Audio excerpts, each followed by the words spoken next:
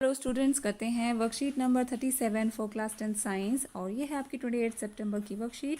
इस हफ्ते की सबसे पहली वर्कशीट है ये, और इस चैप्टर की भी। हमारा नया चैप्टर है कार्बन एंड इट्स कंपाउंड्स, और आज हम इस चैप्टर का जो इंट्रोडक्शन है वो करने वाले हैं। इस चैप्टर से काफ़ी पोर्शन डिलीट भी हुआ है, अनडिलीटेड पोर्शन से। चलिए शुरू करते हैं। Carbon the element of life. Carbon जो है उसको एलिमेंट ऑफ लाइफ कहा जाता है। Y? Carbon is a versatile element that forms the basis of all living organisms and many of the things we use such as food, clothes, medicines, books, etc. तो carbon एक versatile element है जो कि बहुत जगह पर पाया जाता है, लगभग सभी जगहों पर, और ये लिविंग ऑर्गेनिजम्स की लाइफ का बेस है। जितनी भी चीज़ें हम यूज़ करते हैं जैसे कि फूड, क्लोथ्स, मेडिसिन हो गई, बुक्स हो गई, एक्सेट्रा, ये सभी चीज़ों में कार्बन के कंपाउंड्स पाए जाते हैं। ठीक है। And the Earth's crust has only 0.02% carbon in the form of minerals like coal, petroleum, carbonates and hydrogen carbonates. और सबसे ज़्यादा जो इम्पॉर्टेंट बात ये है कि 0.02% कार्बन जो है ना वो मिनरल्स के फॉर्म में मिलता है। उसके अलावा तो सारे जो हैं सभी चीज़ों में ये व्याप्त है। The atmosphere has 0.03% of carbon dioxide, और हमारे एटमॉस्फेयर में कितने परसेंट है? 0.03% जो है वो कार्बन डाइऑक्साइड ही है। ठीक है। अब आती है कार्बन डाइऑक्साइड के बारे में कुछ इंपॉर्टेंट बातें जिन्हें हमें याद कर लेना है, ताकि हम पूरे चैप्टर में उनके बेसिस पर हम काफ़ी चीज़ें करने वाले हैं। तो चलिए, जो 5 चीज़ें हैं वो क्या हैं? तो सबसे पहले ये बात ये कि कार्बन जो है वो एक नॉन मेटल है। Okay. And its symbol is C. ये आपको पता ही होगा। इसका जो एटॉमिक नंबर है वो 6 होता है, और 6 एटॉमिक नंबर के अनुसार इसकी इलेक्ट्रॉनिक कॉन्फ़िगरेशन होती है बेटा 2 और 4। ओके। जैसे कि आप इस डायग्राम में देखोगे, यहाँ आपको दिया गया है कि जो एटम है कार्बन का, उसके अंदर आप देख सकते हैं जो फर्स्ट शेल है उसमें 2 इलेक्ट्रॉन्स हैं, और जो सेकंड शेल है यानी कि जो इसकी आउटर मोस्ट शेल सेकंड ही है, वो उसमें 4 इलेक्ट्रॉन्स हैं। कार्बन को टेट्रावेलेंट भी कहा जाता है। इंपॉर्टेंट बात है ये, और इस पर क्वेश्चंस भी पूछे जाते हैं। 6 प्रोटॉन्स और 6 न्यूट्रॉन्स आप देख सकते हो इसके न्यूक्लियस में। यहाँ आपको दिखाई दे रहे होंगे ये जो 6 प्रोटॉन्स और न्यूट्रॉन्स जो होते हैं। अब यहाँ इलेक्ट्रॉन्स को दिखाया गया नेगेटिव से, और प्रोटॉन तो पॉजिटिव होते हैं, न्यूट्रॉन्स जो होते हैं वो न्यूट्रल रहते हैं। ठीक है। आगे बढ़ते हैं। तो आपके दिमाग में अभी तक क्वेश्चन आ गया होगा कि इसके तो आउटर मोस्ट शेल में 4 इलेक्ट्रॉन्स हैं। अब ये 4 इलेक्ट्रॉन्स को देगा या फिर किसी और से लेने की कोशिश करेगा ताकि इसका इनर्ट गैस कॉन्फ़िगरेशन इसे मिल जाए।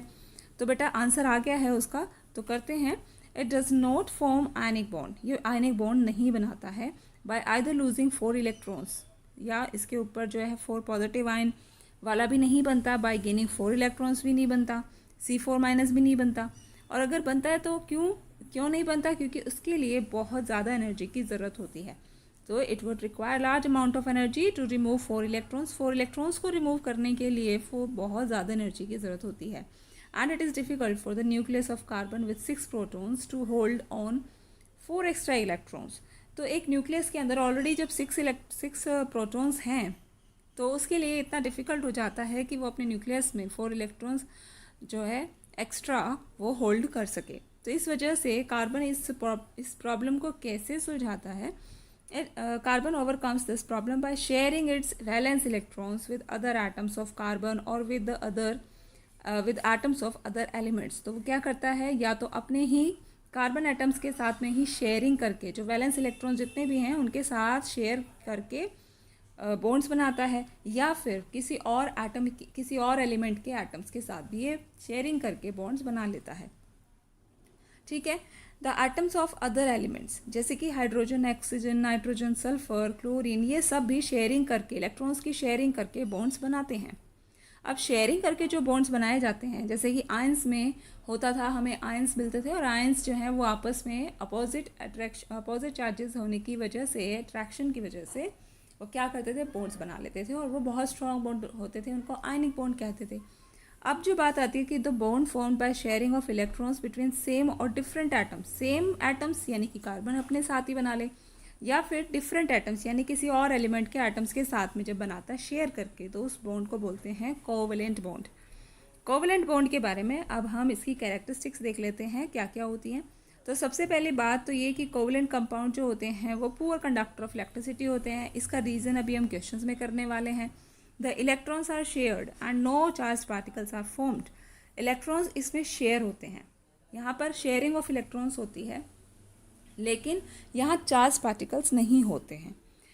नेक्स्ट पॉइंट क्या है कि कोवेलेंटली बॉन्डेड मॉलिक्यूल्स जो होते हैं they have strong bonds within the molecule. Molecule के अंदर बहुत स्ट्रॉन्ग बॉन्ड्स होते हैं, but intermolecular forces are small.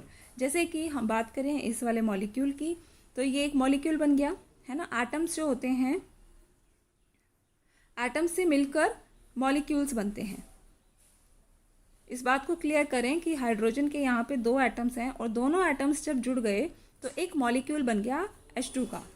तो यहाँ पे आप देख सकते हो कि इन दोनों के बीच में तो काफ़ी स्ट्रॉन्ग बॉन्ड होगा इंट्रामॉलिक्यूलर, लेकिन जब इंटरमॉलिक्यूलर की बात होती है, यानी कि एक H2 मॉलिक्यूल का दूसरे H2 मॉलिक्यूल के साथ में जो इंटरमॉलिक्यूलर अट्रैक्शन फोर्स है वो नहीं होता है ज़्यादा। इस वजह से इसका जो कोवेलेंट कंपाउंड्स होते हैं उनका मेल्टिंग पॉइंट और बॉइलिंग पॉइंट बहुत कम होता है। लेकिन आयनिक कंपाउंड्स में हमने देखा था कि उसमें इंटरमॉलिक्यूलर और इंट्रामॉलिक्यूलर दोनों फोर्सेस जो होते हैं बहुत ज़्यादा स्ट्रॉन्ग होते हैं, इसलिए उनका हाई मेल्टिंग पॉइंट और बॉइलिंग पॉइंट होता है।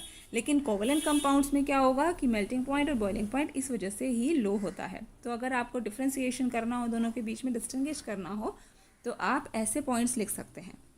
सीधे चलते हैं। अच्छा, इधर हम देख लेते हैं पहले कुछ आपको इलेक्ट्रॉन डॉट स्ट्रक्चर्स दिए गए हैं। H2 मॉलिक्यूल का दिया है पहले तो। अब H2 मॉलिक्यूल में देखिए आप, हाइड्रोजन का एक ही इलेक्ट्रॉन होता है उसके पास, ठीक है। तो उसकी जो आउटर मोस्ट शेल है, एक ही शेल है, उसके अंदर एक ही इलेक्ट्रॉन होता है। अब ये एक इलेक्ट्रॉन को दूसरे हाइड्रोजन एटम के साथ में मिलकर एक बॉन्ड बनाता है शेयर करके। शेयर क्यों करना है? क्योंकि 2 इलेक्ट्रॉन्स की तो कम से कम ज़रूरत होगी ना एक बॉन्ड बनाने के लिए। तो शेयरिंग हो गई दोनों के बीच में और उन्होंने एक H के साथ में सिंगल बॉन्ड बना लिया। इसी तरीके से ऑक्सीजन का अगर हम देखें तो ऑक्सीजन के आउटर मोस्ट शेल में 6 इलेक्ट्रॉन्स होते हैं। इलेक्ट्रॉनिक कॉन्फ़िगरेशन करिए उसकी, और 6 इलेक्ट्रॉन्स होते हैं।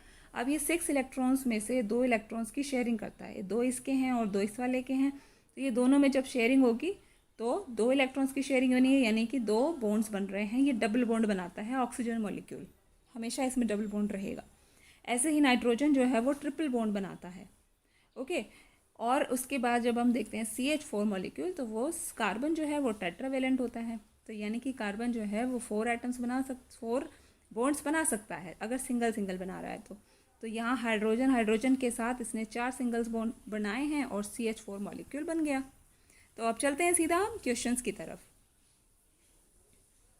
तो students, first question is why carbon is tetravalent. तो कार्बन टेट्रावेलेंट क्यों होता है? Carbon has 4 electrons, 4 valence electrons in its outermost shell, that is 4 electrons in the इसकी जो बाहरी जो शेल होगी उसके अंदर 4 इलेक्ट्रॉन्स बचते हैं। अब 4 इलेक्ट्रॉन्स की इसको ज़रूरत होती है, तो देयरफॉर कार्बन इज टेट्रावेलेंट। तो 4 वैलेंस इलेक्ट्रॉन्स की वजह से उसका जो नेचर है वो टेट्रावेलेंट होता है। Next question is carbon forms covalent compounds. Carbon covalent compounds बनाता है। इस स्टेटमेंट को आपने जस्टिफाई करना है, तो आप लिख सकते हैं carbon would require large amount of energy to remove 4 electrons and it is difficult for the nucleus of carbon with 6 protons to hold on 4 extra electrons. Carbon forms covalent bonds by sharing its valence electrons with other carbon atoms or atoms of other elements. तो other elements या फिर अपने carbon atom के साथ में ही वो covalent bonds बना लेता है। Next is write any 3 physical properties of covalent compounds. तो फिजिकल प्रॉपर्टीज़ बतानी है। अभी हमने जाना कि कोवेलेंट कंपाउंड्स की सबसे इंपॉर्टेंट बात यह है कि in a covalent bond the electrons are shared and no charge particles are formed.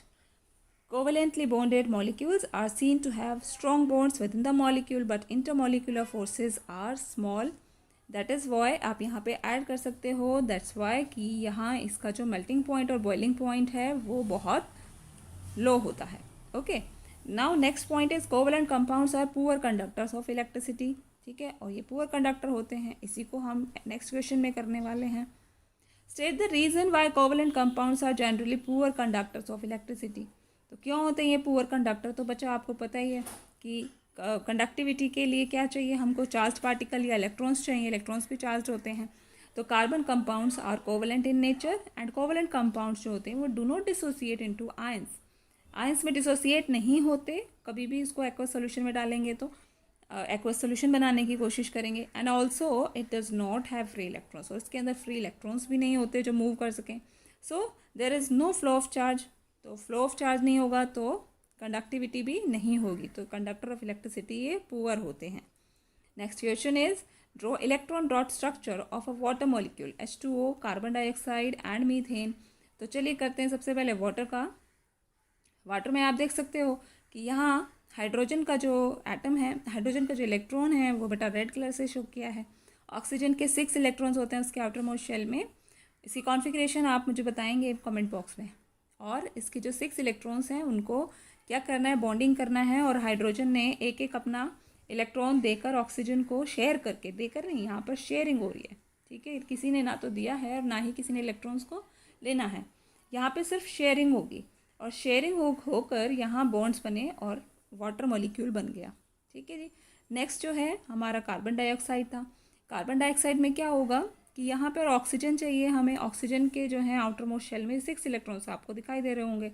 Carbon के पास 4 इलेक्ट्रॉन्स हैं।